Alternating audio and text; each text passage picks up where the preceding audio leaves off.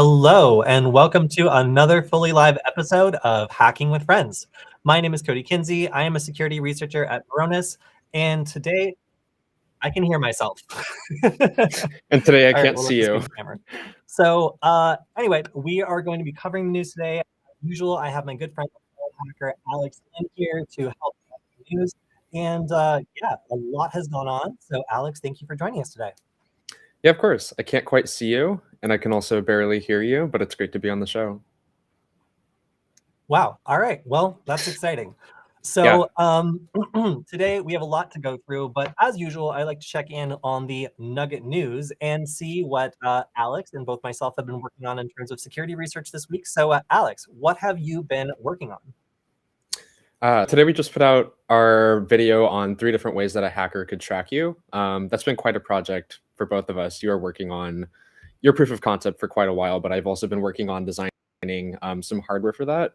I actually haven't gotten around to doing a lot of Nugget stuff the past 2 weeks because we've been focusing on this video specifically, but I have a whole bunch of really cool hardware around this video. If you guys want to check that out, if you want to switch over to my screen, you can see that over on the Hack5 channel.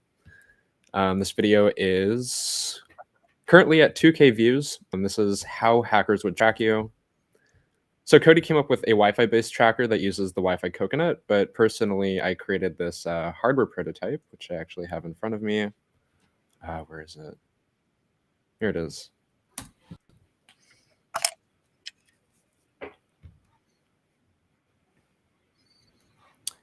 Yeah, so I've been designing basically this tracker that works on a $2 Wi-Fi microcontroller called the ESP01, which is ESP8266 based. Really cool proof of concept. It basically uses DNS in order to data exfiltration every time this payload encounters an open Wi-Fi network. So the premise of the tracker that I created is we slap this on our friend's car.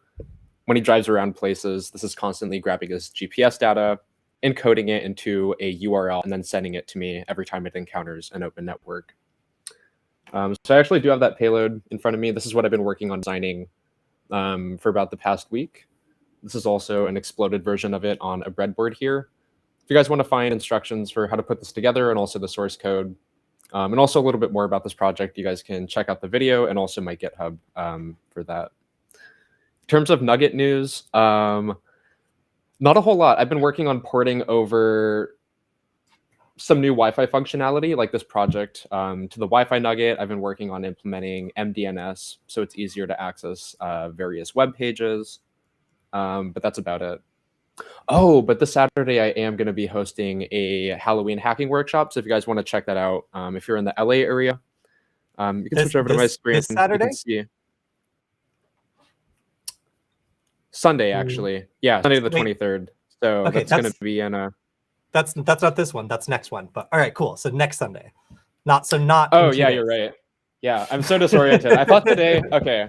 For some reason, I thought today was Sunday. So I thought this Saturday would be like a week from now. Kind of out of it. But yeah, I'm going to be hosting this Halloween workshop in 7-8 days from now. So if you guys are interested in learning how you can build one of our Wi-Fi attack tools, if you want to learn how to solder, do some Wi-Fi hacking stuff, and also create your own Halloween, Wi-Fi reactive Halloween lights, there's going to be some pretty cool projects. So make sure to check that out. Awesome. That's about all I have. Last year, our Halloween workshop was super fun. Are you going to be making special cases for the nuggets at the workshop? Yeah, so I have actually 2 of them here. There's going to be 3 different color variations. So we have the glow-in-the-dark ones. I wish I had my flashlight. I do. So we actually have these glow-in-the-dark cases that one of our customers sent to us. I'm going to be printing a whole bunch more of these. But you kind of see that. Oh, yeah. Going there, yeah. So we're going to have glow-in-the-dark cases. We're going to have color-changing orange to white cases. So these are heat reactive, and then also color-changing purple case as well. So festive Halloween colors. So yeah, we got ghost nuggets, we've got pumpkin nuggets, and then we got grimace nuggets with the purple ones. I don't really know what that one's about, but yeah. Either way, just standard Halloween colors, purple and orange, and Yeah. Yeah. Also a great How way to about you? support a local hackerspace, Null Space Labs. So if you're in the LA area, make sure to check out that workshop because it's going to be a lot of fun. Hell yeah.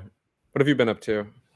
So of course, as you mentioned, we did work on that episode. Getting that out was a huge struggle. A lot of people also touched this episode, so many so that it boggles my mind to remember.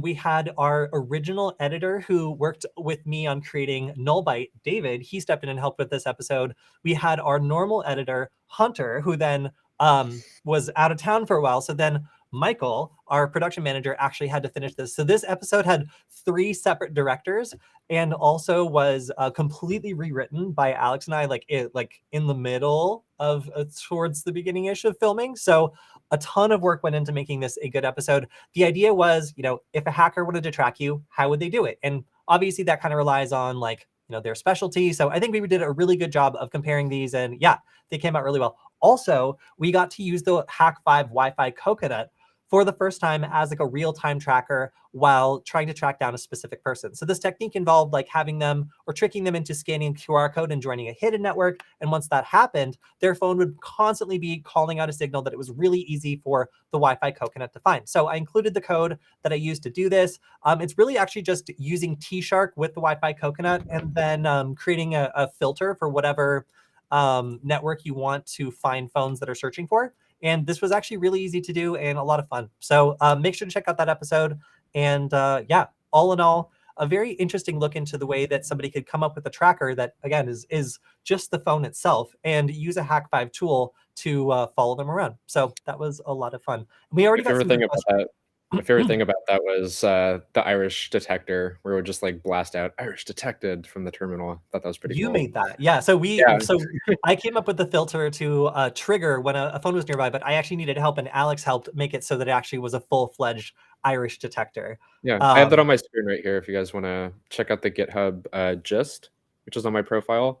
So yeah, Cody wrote this filter here that basically just pipes the Wi-Fi Coconut output to T-Shark, which is basically the command line equivalent of Wireshark. You can see here that it filters for probe frames by the packet type. And then finally, it puts that over into a command line tool called awk, which you can see here calls eSpeak to read out Irish detected, or in this case, it just says network found. Yeah. Yeah, that while I was driving around was a lot more useful than like looking over every so often and trying to see whether or not there was text scrolling on my screen. Obviously not very safe when you're driving. So the addition of an audible alert when a certain phone was detected nearby made it so I could pull over, pull up my drone, fly it around, and then get more specific data about where Irish was. So this was awesome. And I can see also a couple of people were asking, yes, about the script that we used. I used the script right here. I also put this on Twitter. If you just want to try out the part that actually just scans for a specific SSID. Somebody was also asking if this works on the Mark 7 Pineapple, and no, I do not think it would, because the Coconut is scanning on every single channel and has a relatively simple like API to kind of work through. Whereas the Pineapple is an attack tool, and I don't think supports this functionality. But I mean, I just feel like it would be a lot less effective because it would have to take one channel to be scanning on at a time, and the Wi-Fi Coconut has like 14 radios, so it can be listening on every single channel simultaneously. So yeah, good question. And of course, we'll answer even more questions on our Wednesday stream, which will be very fun. So hopefully, also I've been working on some more Coconut hacks. So coming soon, hopefully some videos, tutorials, proof of concepts, and stuff like that around the Coconut and war driving and all that fun stuff.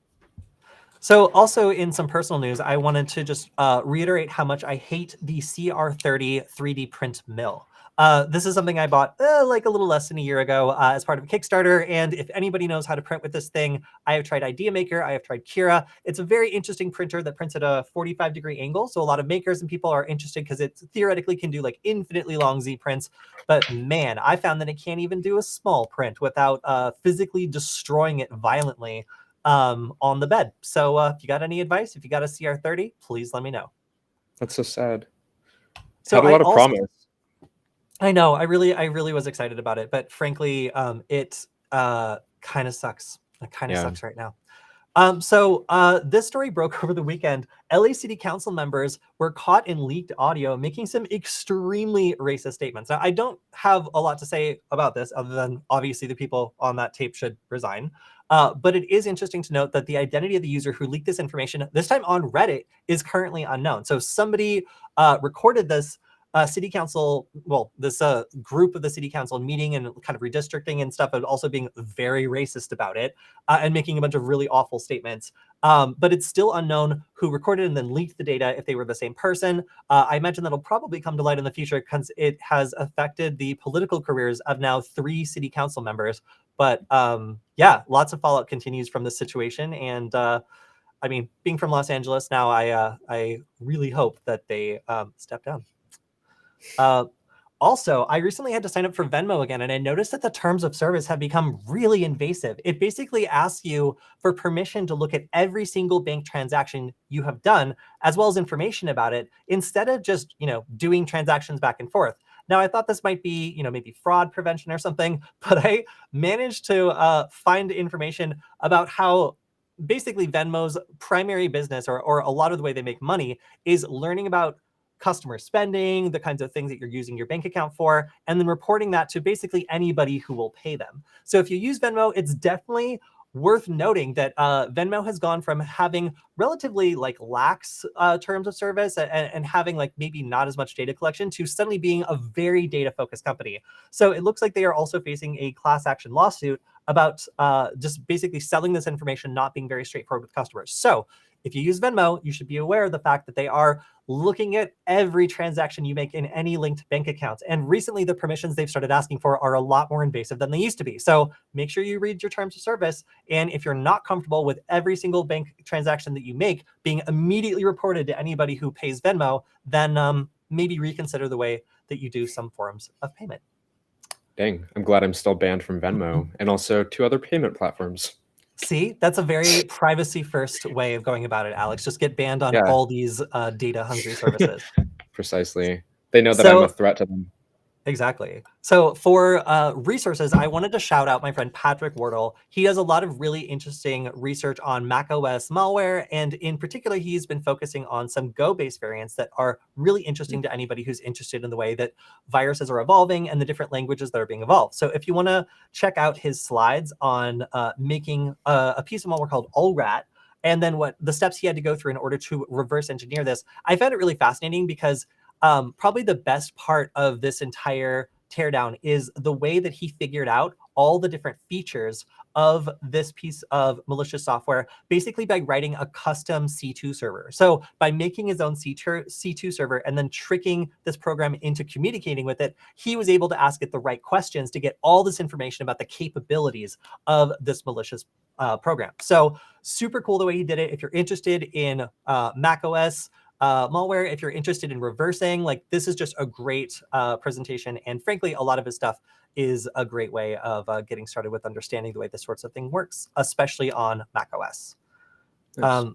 And then the last piece I have of just this quick go through is the White House is announcing kind of like an Energy Star, certificate for cybersecurity. This is mostly initially going to apply to IoT devices and other sorts of devices that are ubiquitous, network connected, and often contribute to denial of service attacks.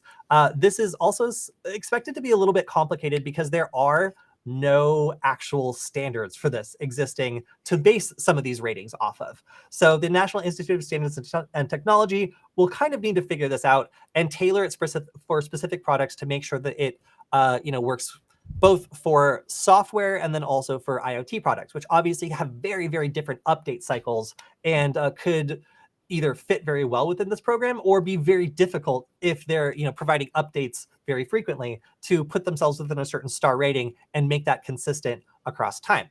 So this is going to be a complicated rollout, but at the same time, it's really encouraging to see some sort of standard being kind of certified and applied to IoT devices and other sorts of internet connecting devices that are frequently targeted in these attacks.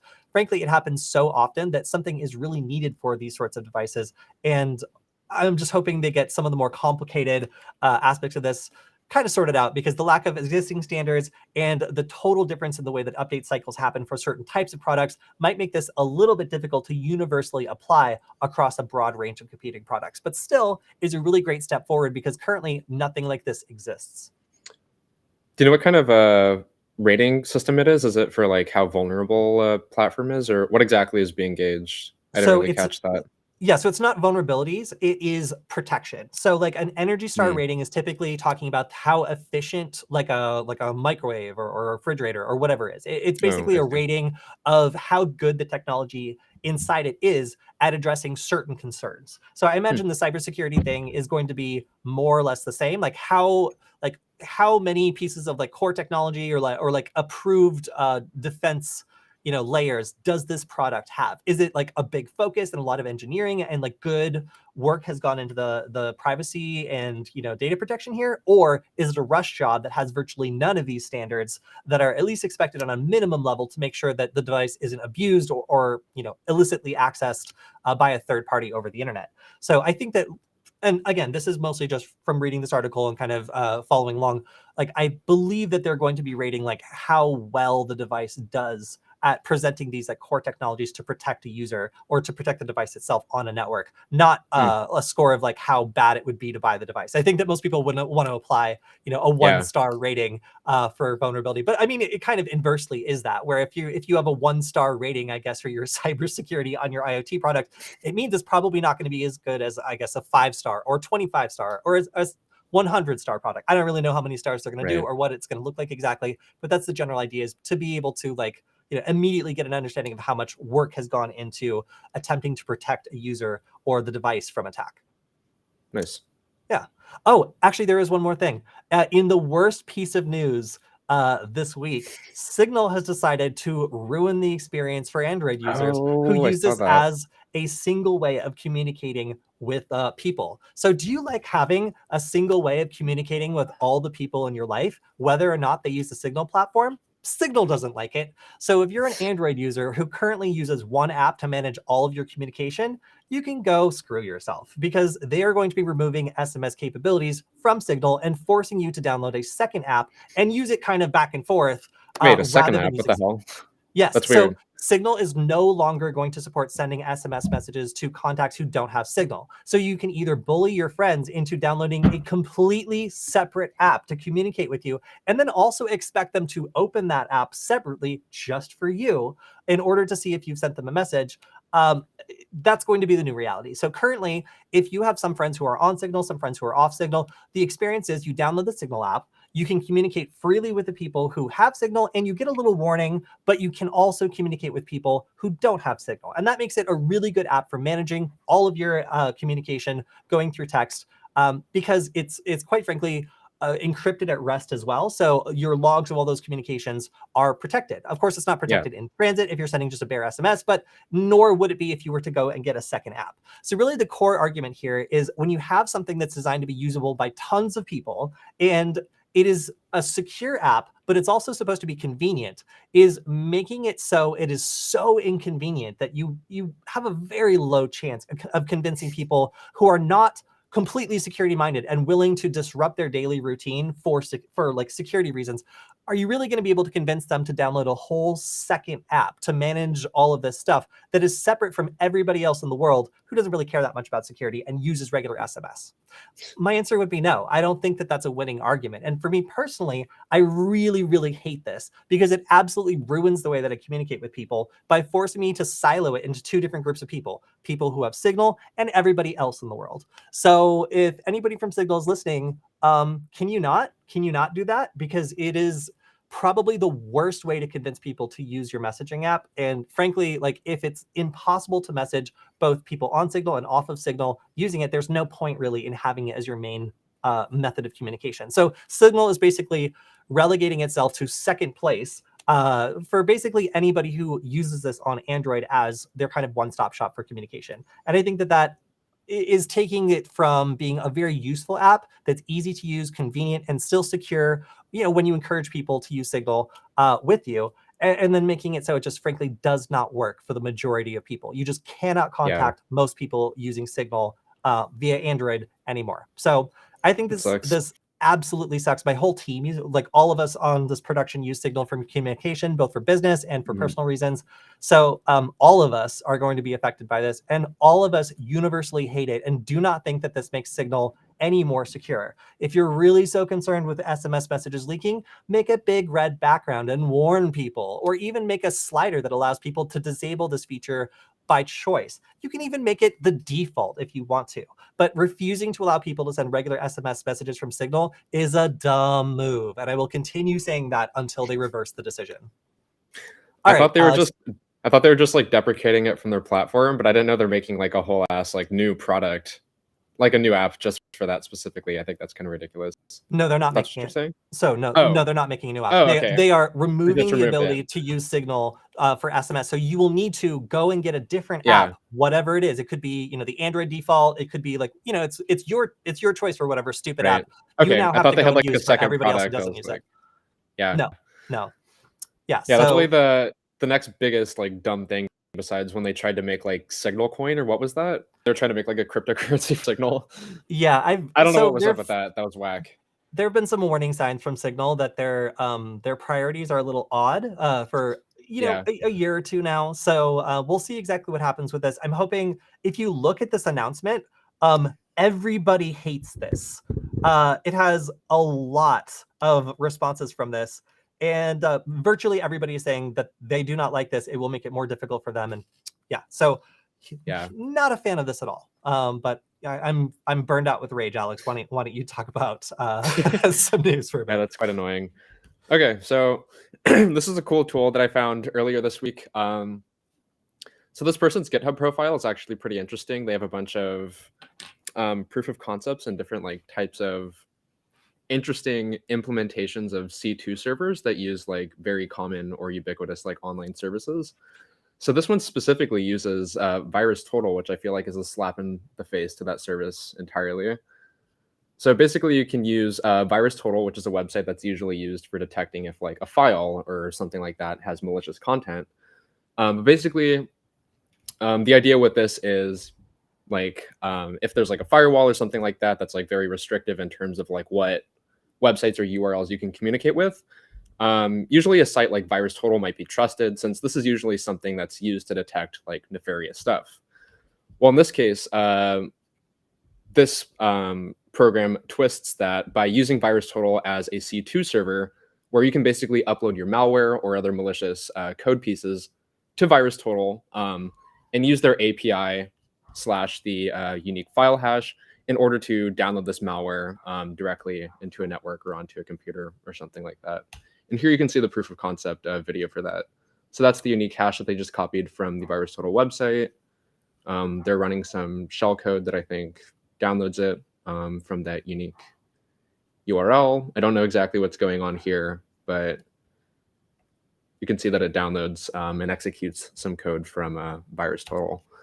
So yeah, I thought that was pretty cool, and also a slap in the face to the entire purpose of what VirusTotal was designed to do. So I thought that was pretty funny.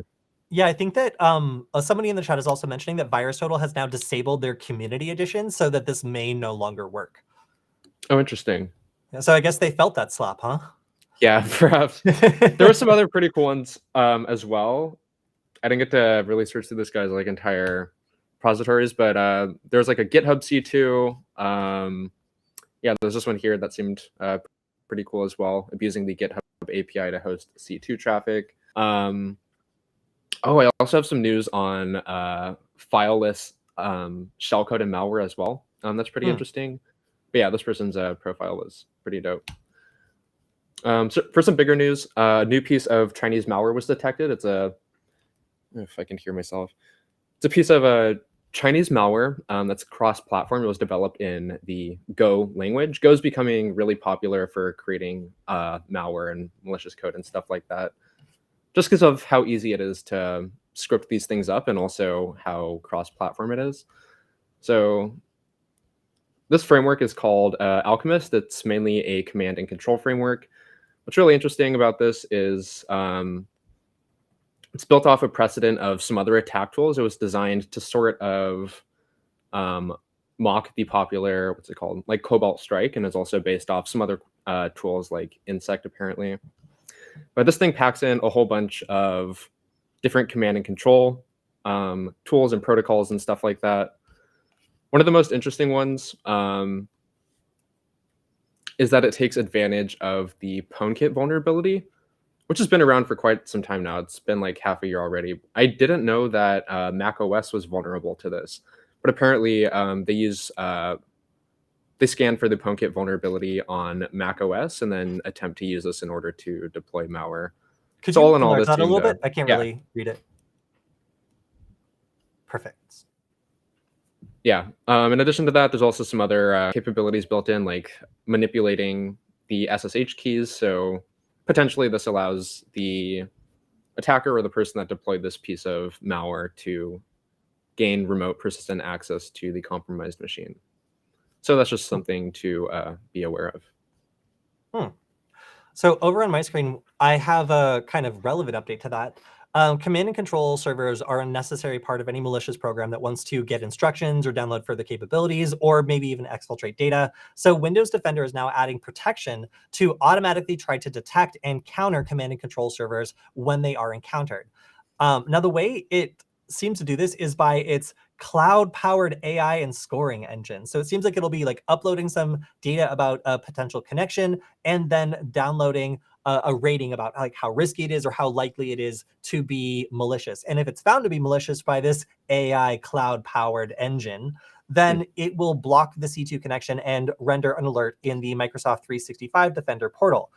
So that looks like this right here. And it says network protection blocked a potential C2 connection. So this is great because it gives defenders another way that they can detect a malicious program by looking for something that it is kind of required to do in order to call back and get instructions or download a second stage of whatever malicious file that it's going to run. So this is a great way for people with Microsoft 360 Defender to have an opportunity to both automatically stop this and then also react to it and find out what caused this. Because if you're having a C2 server pop on your computer, it means it's infected. And it means that it might be stopping the infection from getting worse, but it means that at least a foothold has been established here. And it seems to have potentially evaded other parts of protection built into the system. So this is a great way of getting to know when something maybe might have been missed and, and is attempting to elevate itself to the next stage of whatever it is it's trying to do. So super great in my opinion that they're doing this. It's a little odd to me that this is like a cloud engine. I guess that allows them to keep it like updated.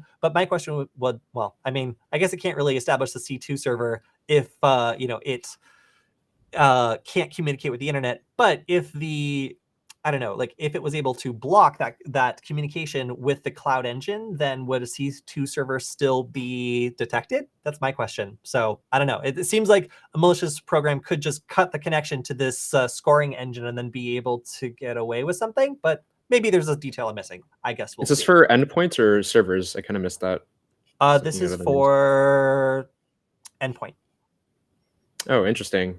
Well, it seems like if they already have, there's like some low level, like very low lying thing, like eBerkeley packet filter or something like that. I wonder if that'd be able to evade this.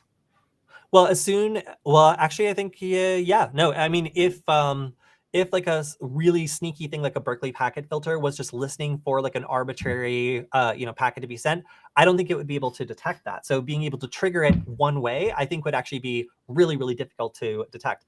What I think it would be able to detect is if the malicious file or program then attempted to communicate back to a server, that might be detected because it's a lot less sneaky, unless it's doing just Berkeley packet filter either way. But the weird arbitrary traffic could still be detected, just probably would be a lot less likely. Yeah. So in another data leak that is having political ramifications, the Australian Federal Police had several of their secret agents exposed in a Colombian data leak. So this is from a hacktivist group called, I'm not going to try to pronounce that, but it starts with a G and has apparently released 5 terabytes of classified information, including emails, documents, and methods Australian federal police agents are using to stop drug cartels from running drugs into Australia. Now, this is just the Australians reacting to this. This is actually a data leak from the Colombian side, and it seems as though this is the Colombian government's like prosecuting office. So that is concerning because the Australians are not the only people working with this office to try to uncover drug trafficking, and a lot of the methods and identities of other police agents might also be exposed in this data leak. So they are claiming that they've provided a sample of the data just for anybody to see, and they're only providing the full data to journalists. So this isn't something that's been completely leaked just widely across the internet. The hacktivist group is for now only sending it to journalists, but it's still a little concerning because it seems like the Attorney General of Colombia is the one who was actually breached in this case, and there were several other agencies that have also been breached by this organization, including the Chilean Armed Forces, the Peruvian Army, the Joint Command of Armed Forces of Peru, the Armed Forces of El Salvador, and the National Civil Police of El Salvador. Oh wait, I'm not done. And the Secretariat of the National Defense of Mexico, and the General Command of the Military Forces of Colombia. Sorry, I missed two. So yeah, a lot of different South American government organizations have been targeted by this hacktivist group. And for now, we don't know much other than the fact that 5 terabytes of data has been exfiltrated and is currently being leaked for now just to journalists, but in the future could be leaked widely on the internet. Dang. Yikes. And then in another piece of disturbing Android news, if you like privacy and Android, not only is Signal messing things up for you, but it turns out Android itself is configured to leak traffic anytime it connects to a Wi-Fi network. So if you have the block connections without VPN or always on VPN feature enabled, you might assume that that means that it's taken every step to make sure that the phone is not leaking your actual IP address or other information that could be used to identify you. Unfortunately, when a Android phone joins a captive portal, it will drop its VPN configuration in order to reach out to the captive portal and find out more information about connectivity. So this behavior actually leaks critical information about like your network time settings, your real IP address, and potentially other metadata. So this has been reported by Mulvad to Google after some experimentation and seeing that this was actually leaking data. And Google has responded that many VPNs actually rely on the results of these connectivity issues to function, connectivity checks to function. The checks are neither the only nor the riskiest exemptions from VPN connections, and the privacy impact is minimal, if not insignificant, because the leaked information is already available from the L2 connection. Mulvad countered these points and highlighted the significant benefits of adding the option, but Google for now is saying that they will not fix this. So if somebody's using a VPN, this means that there are ways of getting around it. It is not ironclad, and as a user of a VPN, you should be aware that there are exemptions to this strict policy of dropping connections without the VPN. It seems like it's dropping connections without it, but under certain circumstances, it will leak metadata that contains your real IP address and other identifying information. And that's a big concern, obviously, to people who expect that that is not the case when they're using an Android device. You might not be in a completely friendly environment, for example, and you might not want your phone to ever leak that IP address, if technically possible. And again, it seems like maybe you should be a slider or some sort of like on-off option for more privacy-focused users who really, really want this never to happen. But Google continues to contend that this is not something that they are going to fix. Speaking of that, there's also a similar thing on iOS, apparently. So 2 independent security researchers found that on Apple devices, if you have a VPN enabled, so in this case, they're using Proton VPN, certain services escape this VPN connection. Specifically, it looks like they're able to detect health, maps, wallet, and also some other built-in Apple applications. So you can see here I hate that like part of this margin is covering this, but you can see here their iPhone's connected to a VPN. They have Wireshark popped open, and they're trying out some different applications. When they pop open Google Maps, this interesting piece of traffic pops up that communicates basically like their exposed like real IP address and allows DNS requests to completely escape their VPN connection. So that's also kind of sketchy. Yeah, some other apps that were tested: Apple Store, Clips, Files, Health, Wallet. So it seems to be an issue on Apple and Android, as it seems. Yeah, that's definitely bad for people who rely on VPNs to protect their privacy. Yeah, especially when it's like stuff like your health data and like wallet and stuff like that. Like, yikes. Yeah, yeah. All right, so over on my screen, we have something that I wouldn't usually say that Russia is making a lot of great calls lately, but this is one of the very rare cases where I actually agree with their decision. So Russia has labeled Meta as an extremist organization and has now put them on a list of terrorists and extremists. So this was officially designated as a terrorist organization for the first time in March of 2022. But now it seems as though the broader implications of this is it bans any financial transactions with the company, its subsidiaries or brands. This mostly affects like monetization options on Instagram or Facebook, which have actually already been discontinued due to operational difficulties in March of 2022. So it also seems as though some users of the service are actually receiving notices telling them that they need to stop using Facebook and Instagram, and they might be threatened with administrative and criminal liability for posting Whoa, on these platforms. So that's quite a bit kind of intense. right, yeah. So of course, like, well, not of course, but it seems as though this actually has no real legal standing. A human rights organization is telling users that the notices are neither legally binding nor have any legal basis, so they can be ignored. But obviously, this is making Russian users of these services very nervous. Now, it's interesting that the reason that they have sanctioned, or rather called out Meta as a terrorist organization, is for spreading misinformation and hateful posts, which actually they might be right about that. But in particular, Yeah. they didn't like that it was a Russophobic agenda. So in spite of, probably the more legitimate spreading of like hatred and false information, they prefer to focus on any criticism of their army. So I, again, may not agree with the reasoning behind Russia's decision, but I can't say this is a bad call. Yeah. All right. So Well, another piece of interesting cybersecurity news, and my winner for most confusing stock image of the day. This guy is wearing. Let's analyze this just for a second. He is reaching for a bunch of staticky TVs while wearing his military pants and plugged into a bunch of cables, which seem to be plugged into the TVs. Maybe. but that's just like really cool cybernetic hair. I don't know what he's doing No, though. I don't. This is great. I just want to say thank you to whoever makes these stock images, because this one is really good. So anyway, Caffeine is a service that allows people to launch their very own Microsoft 365 phishing attacks. And it does this by being a PaaS, which is a new term meaning phishing as a service. So these sorts of platforms allow people who are not very technically skilled to take on the technology necessary to launch fairly sophisticated attacks against other users. Now, typically users will pay a subscription for this, but this particular platform is a lot more full-featured than some of the previous versions that have been available. And also, you don't need to know someone. It's not through some secret Telegram chat. There's no code or password to begin doing this. Anybody can sign up and start doing actively malicious campaigns against somebody else using pretty sophisticated tools. And again, this is a very feature-rich platform compared to some of the previous ones that have been out there. So not only is the barrier to entry incredibly low, but it has like kind of a like honestly great like dashboard. This is like better than some like services that are legitimate in terms of like looking at your balance, active scan. Like it really kind of lays out how these campaigns work, and makes it really easy to understand what's going on, even for someone who might not be very good or very familiar with cybercrime. You can even see they've got their news update stream. Like it is a very sophisticated organization.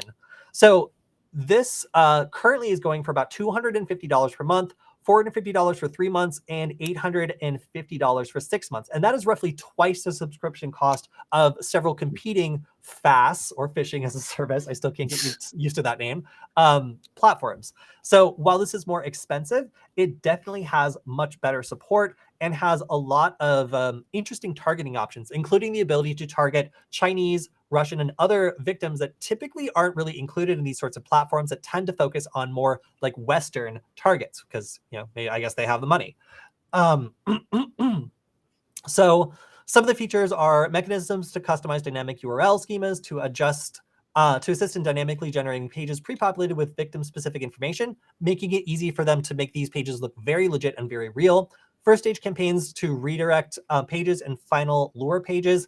and then IP block listing options for geo blocking, CIDR range based blocking, etc. So honestly, I feel like some of the campaigns I've been coming across in my own research have been linked to platforms like this, where I will try to examine this using something like OWASP Zap, and or I will go to the final page more than once, and it will display a completely different page or drop me off at like an innocuous like sales page for like a major website. So what's interesting about these phishing platforms is like you'll get an email, you'll get an SMS, you'll click on it, and it'll take you to the malicious thing that's trying to do something very bad. But if you were to send it to somebody else, or if you were to examine it, or if you were to look at it again, you only get to see it once. Or sometimes it can blacklist certain IP addresses so that it's not possible to see the content anymore if you're from a specific region or if you've already opened it once. So that makes it harder for people to reverse engineer this or see exactly what's going on, because like doors are basically shut behind you as you access this from an IP address. So it's some really interesting things you can do with this to make it harder to analyze and harder to detect who is using this platform.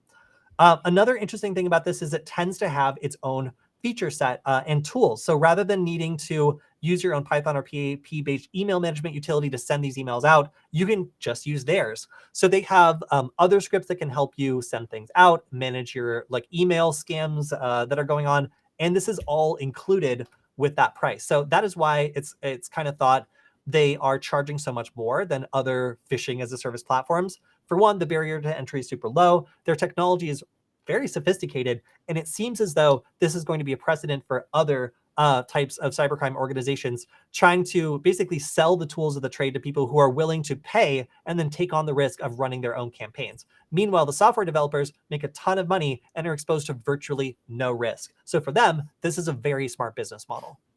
It's crazy how like polished and like commoditized like these things are becoming. Like entire like threat actors and stuff like that are forming like these complicated like business structures and stuff like that, and have like really nice like tools like this.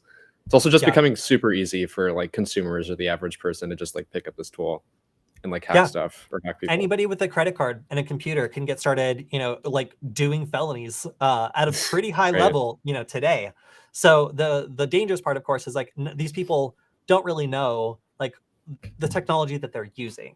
So while they're buying the suite and expecting that it's going to work for them, it very quickly could turn against them if the threat actor, is turned in some way. So I just imagine it's also a popular thing that we see, because like sometimes so not a lot of people know like what they're doing with these tools. So it's also like pretty common that like malicious threat actors will like poison them and also like have those like install malware like on those people's devices as well. It's pretty funny.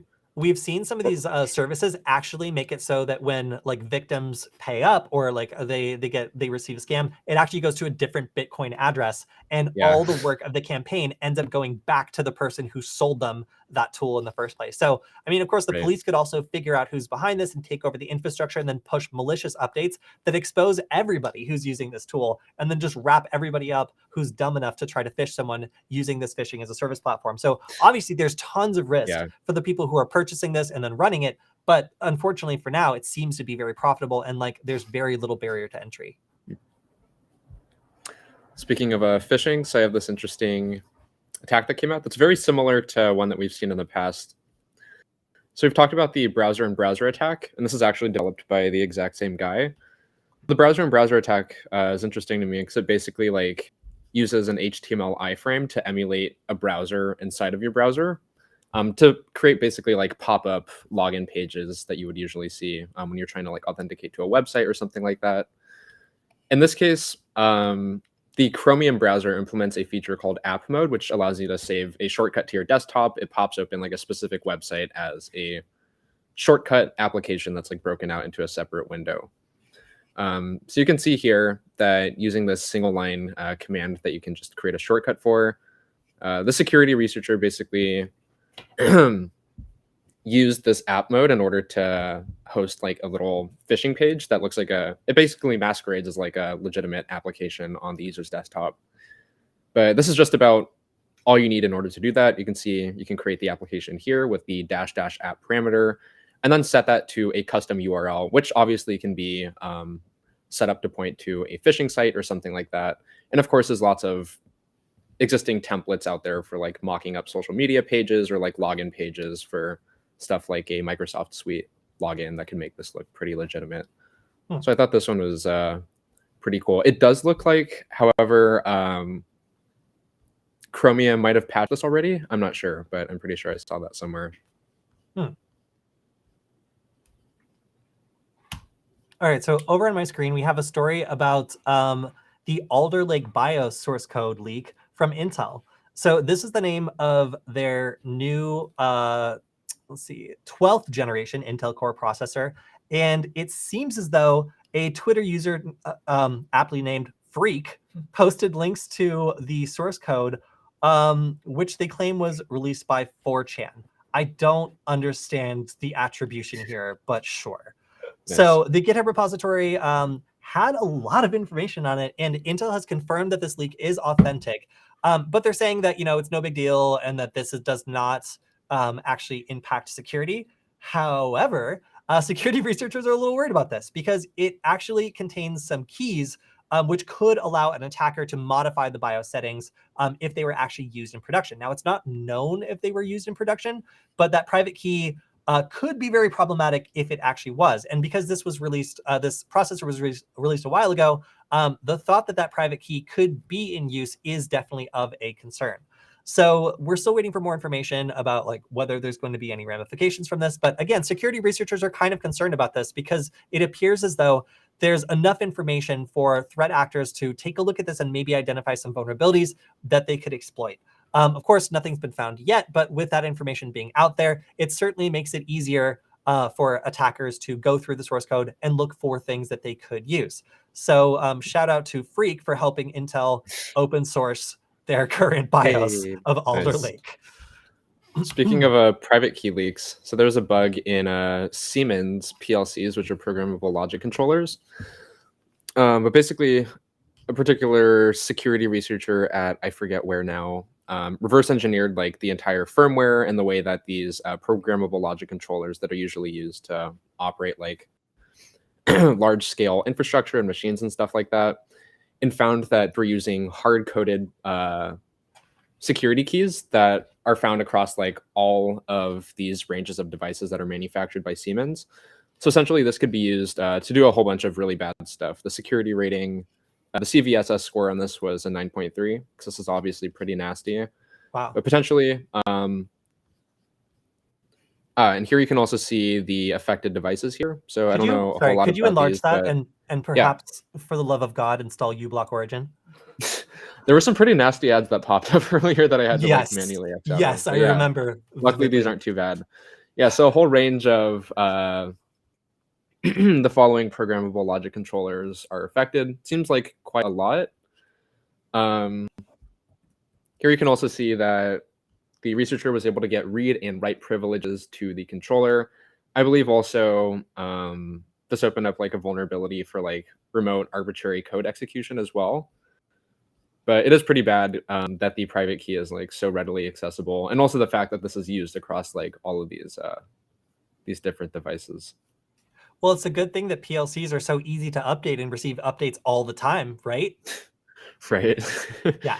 To anyone who doesn't know, they are not, and they do not. So yes, this is going to be a problem that's around for a long time, and you can definitely expect some threat actors who have specific tools for like these sorts of devices that are used in industrial settings to add this to their toolkit and actively exploit anything like this that comes out. And yeah, a score that high means that this is super bad. Yeah, and these are typically used to operate like super big stuff like machinery, like electrical gear and stuff like that. So it's great when one of these is found vulnerable. All right, so over on my screen, all right, I am not trying to kink shame anyone, but I will say, if you download a file called sexyphotos.jpeg.exe and then open it, you are going to have a very bad time. So this is apparently related to some very straightforwardly known named websites that purport to have nude photos for you to download. Now, when you actually go to this website, it looks like it will automatically download sexyphotos.jpeg.exe, and this will automatically be blocked in Chrome, of course, it looks like, but it will actually, if you are on a Windows machine, download it and then disable the file extension by default. So a user would just see a file named sexyphotos.jpg in their download folder and be like, sweet, where did this come from? And if they double click on it, thinking it's an image, it will drop fake ransomware. So when I say fake ransomware, I don't mean like it's pretending to encrypt your files. I mean like it actually just destroys your files irrevocably and there is no way to get them back. So there's also like some notable misspellings and problems in the way that this attack runs, which I think is really funny. So, okay, let's go through this. So it establishes persistence by copying all 4 executables to the Windows startup folder. Pretty basic. Windows is then executed to drop additional files, including Windows BAT, which performs renaming. So what it goes through is it finds all the file extensions which has JPEG, BAT, link, VBS, CSS, everything important, and looks through all these file paths to try to find anything interesting. And then it renames them all to a generic name like lock_6 file. So the contents of these files hasn't been modified or encrypted, but the victims would have absolutely no way to figure out what the original names of this are, rendering it pretty much impossible to actually reverse this and figure out what the hell happened. So after renaming all of these files effectively and getting rid of their file extension, it drops a ransom note, which looks like this. Ops, your files have been locked. There are a lot of like English grammatical errors in this, including they messed up a wiper portion of this called del.exe. It was supposed to be del.exe, but they misspelled it. Nice. So it ends up popping up this error, which I think again is very funny. But if they were able to fix this, it will run and delete all system drives from A to Z except for the C drive. Yeah, so it just goes absolutely ham on this and just deletes every drive and formats it. Finally, what's this person have against like somebody who just wants to see sexy photo.jpg? .jpg, I know. Yeah, pretty destructive. Yeah. So in this case, it will then after doing all that, it'll open .exe and run open.bat, which in turn connects to the URL, opens the ransom note. And again, like there's no way to get your files back because it has just stripped the information about what they are and replaced them with the generic file name in order to make it look like they're encrypted. I mean, the data's gone, so it's not recoverable. And the only way to really reset from this is to restore your OS to a previous state, since before the fake ransomware deleted everything. So yeah, this could definitely still result in a lot of data loss. And especially if you're on your work computer, maybe think twice before, or actually any computer, think twice before opening sexyphotos.jpg.exe. Really, it's not any of this part. It's just the exe that's problematic here. So really, opening any .exe that's dropped, regardless of whether it's named as a sexy photo, is probably a bad idea. Yep. Sorry to our users out there that might have fallen for this one. Hope you get your data back.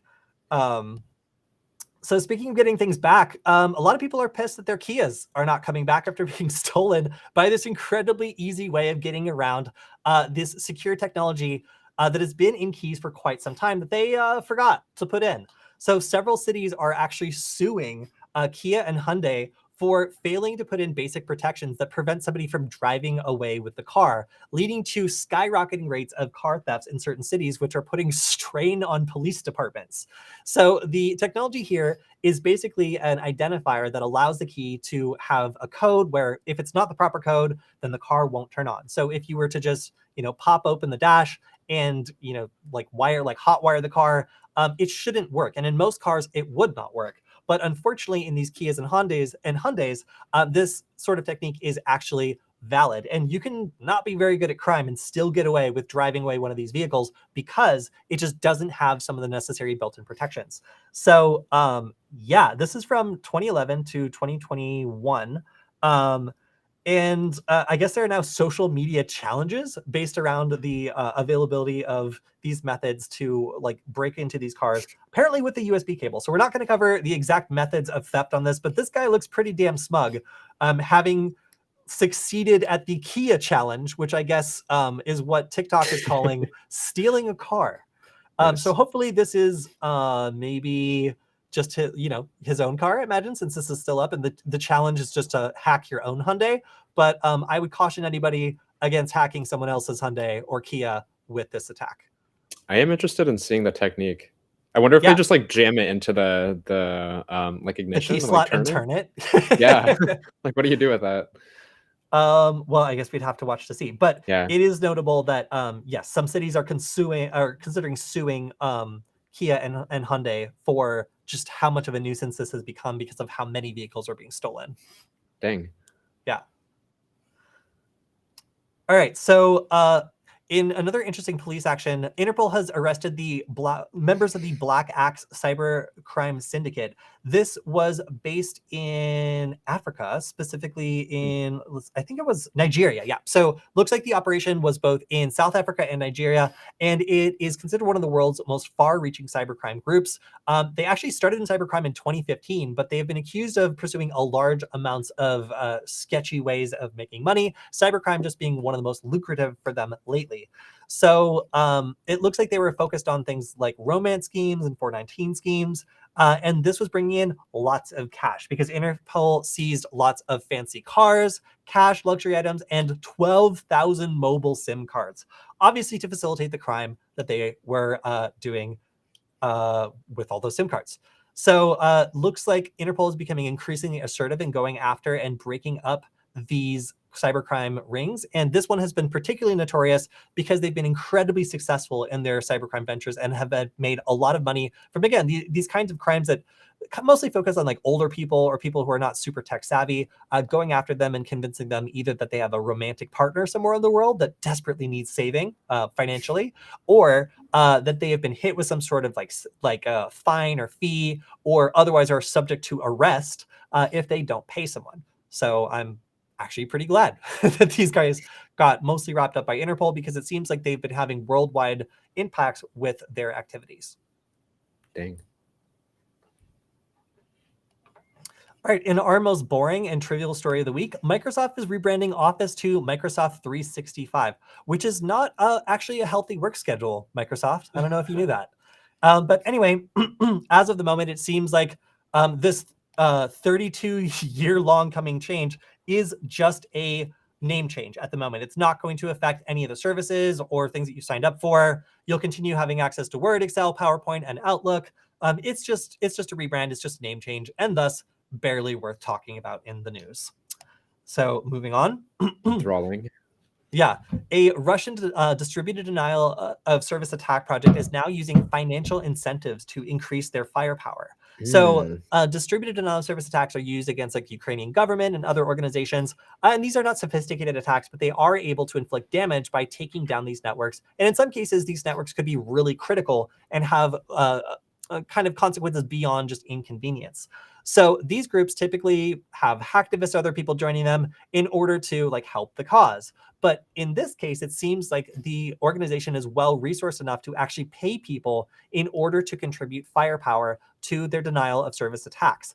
So what that means is that some of these people are just downloading a tool, connecting it to whatever resources they have, and then firing off against targets that were designated by a Russian cybercrime group. And they are paying out, what's the pay rate? Let's see, $1,250. Sorry, let's see, is that the top one? Oh no, yeah. So the top one is $1,250. Second place is $800, and third place is $300. So if you have a botnet for rent, or if you have access to a lot of devices that can contribute to a distributed denial of service attacks, you can actually make money by, I guess, taking on the risk of the liability for doing this attack. So we're seeing an increased trend for threat actors offering money or other incentives for other people to take on the riskiest parts of their attack. And this is exactly what's happening here. They're outsourcing all the infrastructure to basically mercenaries who would be willing to jump on these targets in exchange for like $1,200 in order to just attack someone that, a Russian cybercrime group has designated as a target. So we're seeing this kind of business model pop up more and more, and financial incentives for less maybe savvy users to take part in these crimes and ultimately take the responsibility for them is something that cybercrime groups love, because it insulates them from the crimes, and it also prevents them from having to use their own resources or their own networks on these lower level attacks, and instead save them for really big attacks in the future. And that's all the news I have for this week. Alex, do you have anything else? Yeah, I have 2 or 3 pieces that I can go through real quick before we wrap up. Sure. So NPM is a pretty popular target, our most software-like registries or repositories. So the NPM package manager is susceptible to a timing attack that could potentially lead to a supply chain attack. So the issue here is usually if like a company or an organization has like a private repository, it's usually for a very specific reason. They don't want people having access to this code or that kind of thing. And it's usually just for like internal developers to use. With this technique, basically making a request to certain like hidden repositories, if you were to like take a guess at what like the name of an internal repository might be based off like other repos that are on the organization's like public facing like GitHub or whatever, there's a small discrepancy or difference in timing for when the 404 not found page is returned. So essentially you could run like a word list against their NPM registry or like against their repositories, measure this time difference and see if like a particular repository exists, at which point you can create a public repository with the exact same name. And usually this will take precedent over private repositories. So the idea is here that like internal developers or like members on these teams, they would accidentally like download this public facing repo that could potentially install like malware onto their systems. Yeah, NPM has been like really popular for, and also other package managers as well. I think PHP was also like found vulnerable to something this week, but we've seen in the past things like typo squatting attacks, specifically targeting NPM repositories, as well as other things. Could you blow that up a little bit? The text is very hard to read. Cool. These ads have no problem being loud and proud. I know, huge. Yeah, but you can see the attack here. They do a thing against a secret package, and then you can measure the milliseconds in which that's returned.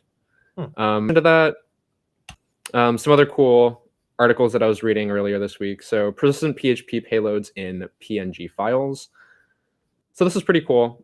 The use case for this is there's a website that accepts the ability to like upload a PNG file. You can actually embed PHP code inside of it that bypasses what would you call that? Like compression or anything like that that the website might be doing by including the PHP inside of metadata fields like the author or creator of the image. And if the backend is vulnerable, it'll attempt to basically run this code on the backend, potentially compromising this website. So this whole write-up was pretty cool. You can also download a vulnerable application if you want to try this out. The repository is github.com/synactive/astrolock. I might try this out because it actually seemed pretty dope. This is a very thorough write-up on different techniques that you could use in order to use something as nondescript or basically not malicious looking as just like a regular image file. And then besides that, this write-up was also pretty cool. User-land execution of binaries directly from Python.